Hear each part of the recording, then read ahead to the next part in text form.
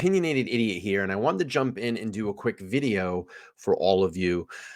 We know over the last couple of days, there's been a lot of conversation about a source revealing information about the IDs that were found during the search of Bryan Kohberger's parents' house. Now, there's been a lot of speculation out there that a source has told NewsNation that one of the IDs or multiple units of the IDs that were found were of someone in the house at 1122 King Road.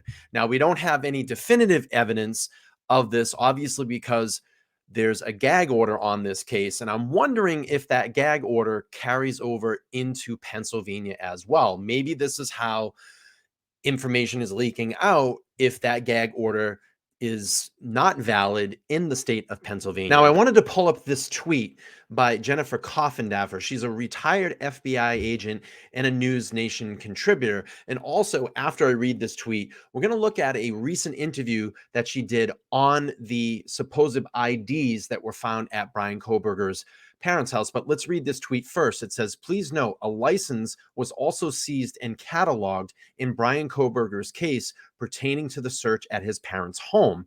The license was seized as an item of evidence separate and apart from the IDs." That's very interesting. And I want to just see her live follow-up here on her segment in NewsNation. Let's check that out. We are tracking the latest, of course, on suspected Idaho killer Bryan Kohberger, accused of murdering Xana Kernodle, Ethan Chapin, Madison Mogan, and Kaylee Gonsalves in November. Now, sources now telling NewsNation an ID belonging to one of those victims was found in Kohberger's car. And meanwhile, authorities in Pennsylvania are looking into Kohberger's possible involvement in other killings.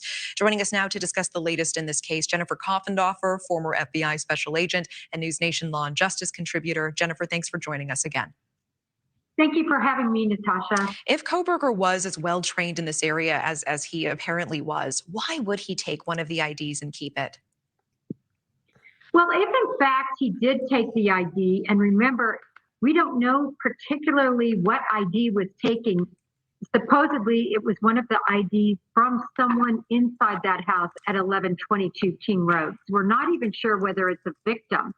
But likely he would have taken it as a trophy, if indeed. Interesting that they talk about taking a trophy, and we know that Kohberger has been compared a lot to BTK killer, and I think there's a lot of litigating factors in that as well. Kohberger studied at DeSales University under Catherine Ramsland, that wrote a book on BTK and actually had, somewhat of a corresponding personal relationship with him. Just like BTK also took trophies from his victims. And if this is proven true, that it comes out in trial that Kohberger did take ID or IDs from these victims, it's almost like he's doing a copycat style killing. He did commit these murders in this way. He could look at it, he could relive that moment. And it's very usual for people who kill people in this manner. And also, before I forget, I remember when the other day Kohberger was being compared to BTK, there was a tweet at BTK's daughter, Kerry Rawson. Someone had asked who would take a trophy or a victim's ID. She replied to the tweet, "Dad." To take trophies or souvenirs. How would his defense defend him having a victim's ID in his possession? What would the explanation possibly be? Well, we know the ID was supposedly found in a box in the house inside a glove at his parents' home, which is very interesting because it would seem as if he was secreting it or hiding the IDs that were listed. I would think that if it is true that he had these IDs, it would only make sense to take all of this back with him to Pennsylvania to either, one, hide it to relive it somewhere down the road, or to get rid of that evidence, get it as far away from Idaho as you can, get it to Pennsylvania and destroy that evidence. There is no explanation, honestly. There is nothing to explain how or why he would have this ID with him unless he was involved and murdered those students. I mean, tell me about these details, the box and the glove that the ID was supposedly found inside. As an investigator, where is your mind immediately? Because is that the best way to hide a piece of evidence? Is there some sort of preservation trying to take place there? What was he doing? Well, the first thing when we found this information and it was revealed to us from the source, the first question is there an inventory of it on the search warrant return? And if you go to the search warrant return, sure enough, there are these IDs that were concealed in a glove in a box. Now, this is just unusual. Most people don't keep IDs hidden in this fashion. So to me, it was something that certainly corroborated the source information and seemed suspect from the beginning. You know, and this is being called the smoking ID. How strong of a piece of evidence do you think this is? If indeed he had that ID in that glove, this is smoking.